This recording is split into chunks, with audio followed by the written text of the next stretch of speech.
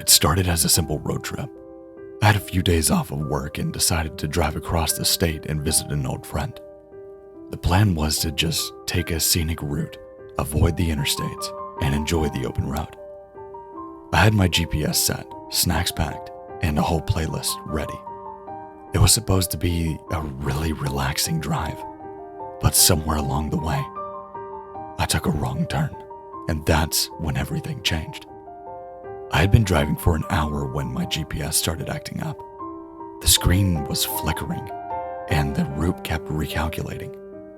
Frustrated, I pulled over on the side of the road and reset it. I was in the middle of nowhere, surrounded by dense woods and the occasional farmhouse. The sun was beginning to set, casting long shadows over the road. After fiddling with my GPS for a few minutes, it finally seemed to be working again. It rerouted me back to a narrow, windy road, and I didn't see anything on the map, but I trusted it. I trusted the technology more than my own sense of direction, so I followed it. The road grew narrower and the trees thicker as I drove on. The sunlight faded, and a thick fog began to roll in, reducing visibility to just a few feet in front of my car. I turned on my headlights and slowed down just a little bit, hoping that I would find a way back onto this main road soon. After what felt like an eternity, the fog lifted slightly, revealing an old, rusted sign by the side of the road. "Welcome to Ravenwood." I had never heard of this place, and a quick glance at my GPS showed no records of it. Still, the idea of a small town where I could get my bearings and maybe ask for directions was appealing. I drove into Ravenwood and immediately felt a chill run down my spine. The town looked as it was just abandoned for years. The buildings were old and decaying, windows boarded up and broken. Weeds grew through the cracks of the pavement, and there wasn't a single car or person inside. I parked my car in front of what used to be a diner and got out. The air was cold and damp, and the silence was almost deafening.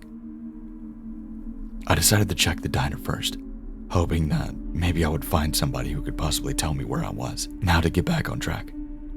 The door to the diner creaked loudly as I pushed it open. Inside, it was a dark and musty smell. The tables and chairs were covered with a thick layer of dust, and the smell of mold hung in the air. I called out, but there was no response. The place was completely empty. Feeling uneasy, I decided to leave and try another building. Across the street was a small grocery store. The windows were covered in grime, but I could see faint lights flickering inside. I crossed the street and tried the door. It was locked. As I stood there just contemplating my next move, I heard a sound behind me. I turned around, but there was no one there, just the empty street and the fog slowly creeping back in. My heart was racing. Something was very wrong with this place. I walked back to my car, the feeling of being watched growing stronger with each step. I decided to leave Ravenwood and find another route, but as I reached my car door, I noticed something made my blood run cold. My car's tires were slashed. Panic set in. I was stranded in an abandoned town and no way out. I pulled out my phone to call for help, but there was no signal. Desperate, I decided to search the town for a working phone or someone who could help me. I walked through the empty streets, the sense of dread growing each step. Every building I tried was either locked up or empty. The town was a literal ghost town, yet I couldn't shake the feeling that I was not alone. As I approached the town square, I saw a figure standing in the middle of the road. It was a man, tall and thin, dressed in an old-fashioned type of clothing. He was staring directly at me. I called out to him, but he didn't respond. He just stood there motionless. I approached cautiously, my heart pounding in my chest. When I was about 10 feet away, the man turned and walked down the alleyway. I hesitated for a moment before deciding to follow him. He was the first sign of life I had seen, and I needed answers. The alleyway was narrow and dark, the walls covered in peeling paint and graffiti. The man was nowhere to be seen. As I walked deeper into the alley, I heard whispers all around me, faint and distinct. I spun around, but there was no one there. My footsteps echoed in this narrow place, and the whispers grew louder. They seemed to be coming from all directions. I quickened my pace, hoping to reach the end of the alley and find the man, but instead, I found myself in front of an old, decrepit church. The door to the church was slightly ajar, and a faint light glowing from inside. I pushed the door open and stepped in. The interior was dark and cold, the pews covered in dust and cobwebs. At the far end of the church, near the altar, I saw the man kneeling and praying. I approached him slowly, my footsteps echoing in the silent church. As I got closer, I noticed that he was whispering something under his breath. I couldn't make out the words, but they sent a shiver down my spine. Excuse me? I said, my voice trembling. Can you help me? I'm lost. The man stopped whispering and slowly turned his head to look at me. His eyes were empty and hollow, and his face was gaunt and pale. He didn't say anything, just stared at me with those vacant eyes. I took a step back, fear gripping me. Please, I need help, I repeated. The man stood up slowly, his movements stiff and unnatural. He pointed towards the back of the church, where the door led to what looked like a small office. Without a word, he walked towards the door and disappeared inside. I hesitated for a moment before following him. The office was small and cluttered, with old books and papers strewn everywhere. The man was standing by a desk, looking at an old rotary phone. He picked it up and handing it to me. I took the phone, relieved to finally have a way to call. I dialed 911, but there was no dial tone. The line was dead. I looked at the man, but he just stared at me with those empty eyes. Is there another phone? I asked, desperation creeping into my voice. He shook his head slowly and pointed at a piece of paper on the desk. I picked it up and saw that it was just a map of the town. There was a red X marked on the building near the edge of town. Scribbled next to the X were these words: "Help, here." I looked back at the man, but he was gone. The office door was closed, and I was alone. My hands were shaking as I folded this map and put it in my pocket. I had no choice but to go to where it was marked on the building and hope for the best. I left the church and followed the map to the edge of town. The building marked with the red X was an old factory, its broken windows and walls covered in ivy. The front door was slightly open, and I could see a faint light inside. I entered the factory, the air thick with dust and the smell of decay. The light was coming from a room at the far end of the building. I made my way through the dark, empty halls, the whispers following every footstep again. When I reached the room, I saw a group of people standing in a circle. They were dressed in the same old-fashioned clothes as the man in the church, and they were all whispering in indistinct words. In the center of the circle was a large ornate mirror. One of the people, a woman with long, dark hair, looked up as I entered. She smiled, but it was cold, empty smile that sent chills down my spine. "Welcome," she said in a voice that echoed unnaturally. "We've been waiting for you."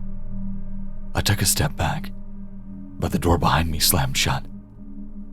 The people in the circle began to chant louder, the voices rising in the haunting melody. The mirror in the center of the room started glowing, a faint blue light enchanting from its surface. "Please, I just want to leave," I pleaded, my voice barely audible over the chanting. The woman stepped forward, her smile never wavering. "You can't leave," she said. "Not yet. You have to see." She grabbed my arm and pulled me towards the mirror. I tried to resist, but her grip was surprisingly strong. As I got closer, I saw my reflection in the mirror, but it was distorted and twisted. My face looked gaunt and hollow, my eyes empty and lifeless. "What is this?"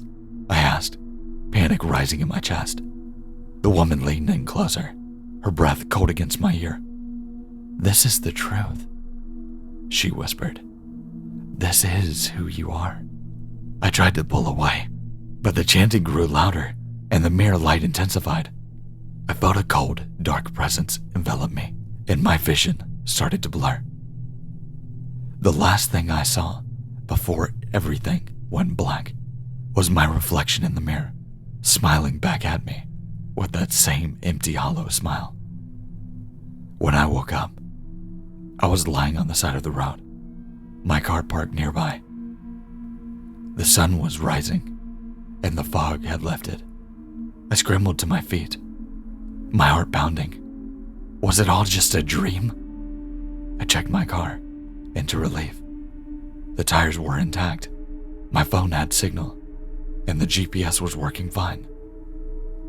I quickly got into my car and drove away, not daring to look back. As I drove, I couldn't shake the feeling of being watched. The memories of Ravenwood haunted me, and I couldn't get the image of the distorted me and the reflection out of my mind. Eventually, I reached my friend's house, but I didn't tell anyone what happened. Who would believe me? Days passed, but experience lingered in my thoughts. One night, I found an old box of family photos while rummaging through the attic. As I sifted through the pictures, one in particular caught my eye. It was a sepia-toned photo of a small town that looked eerily familiar. In the background, I could see a sign that read, Ravenwood. In the foreground stood a group of people dressed in old-fashioned clothes, their faces hauntingly vacant. My heart nearly stopped when I recognized one of the faces. It was the woman from the factory, her cold, empty smile unmistakable. Standing next to her, with the same hollow eyes, was a young version of the man in the church, and there in the middle of the group was a boy with a familiar face. It was me. I dropped the photo, my hands trembling. The realization hit me like a cold wave. Ravenwood wasn't just a random sinister town. It was part of my past, a forgotten piece of history. And somehow, it had called back to me. To this day, I still don't know what Ravenwood truly is, or why it isn't on any map. But one thing is, it's part of me. And I'll never escape the haunting presence. As I looked into the mirror now, I sometimes catch a glimpse of an empty, hollow smile. And I wonder if one day, I'll find myself back in Ravenwood, where I truly belong.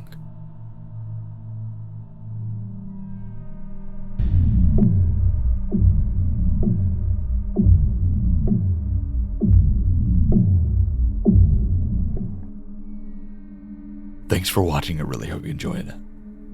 I'm trying to get back to a schedule. I know it's been bad, and the last video you guys got was like 6 days ago, and I apologize for that, but hopefully soon everything will be back to normal. I can't really talk about the situation because of court stuff. Yeah, you gotta love it. But make sure to check out the links in the description. And if you did like this and you would like to see more of these, make sure to like, comment, and if you're new to the channel, make sure to subscribe. I've got a lot of content and a lot more coming, so just know that. It is sporadic right now, but I'll get back to it. But with that being said, stay safe, stay scary, and I'll see you in the next one.